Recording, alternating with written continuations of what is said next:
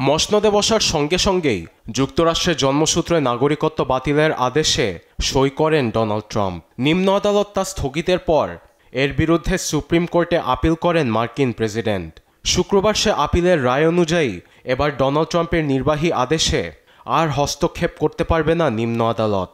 একদিকে কমেছে ফেডারেল বিচারকদের ক্ষমতা, অন্যদিকে বেড়েছে প্রেসিডেন্টের ক্ষমতা। একে বিশাল জয় বলে আখ্যা দিয়েছেন ট্রাম্প।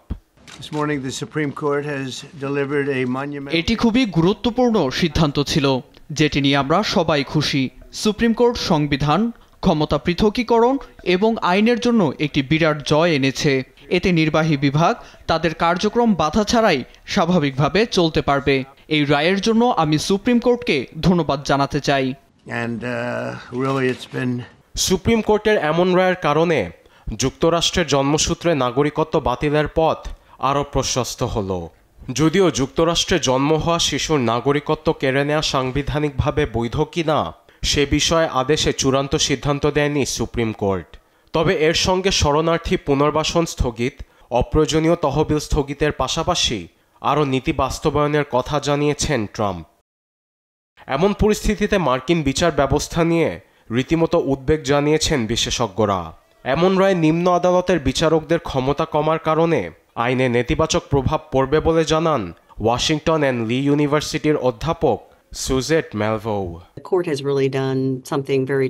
এই মামলায় আদালত যে রায় দিয়েছে তা আসলেই খুব উদ্বেগজনক এবং সময় সাপেক্ষে এটি আরও বড় বিপদ ডেকে আনবে। আদালতের রায় সারা দেশের ফেডারেল বিচারকদের হাত বেঁধে দিয়েছে। অন্যদিকে প্রেসিডেন্টের ক্ষমতা উল্লেখযোগ্য হারে বেড়েছে, যা সংবিধান পরিপন্থী। আবার এমন রায় জন্মসূত্রে নাগরিকত্ব বাতিলের আদেশটি কার্যকর হবে কিনা এ নিয়েও সংশয় জানান ইমিগ্রেশন আইনের বিশেষজ্ঞ চার্লস কুক।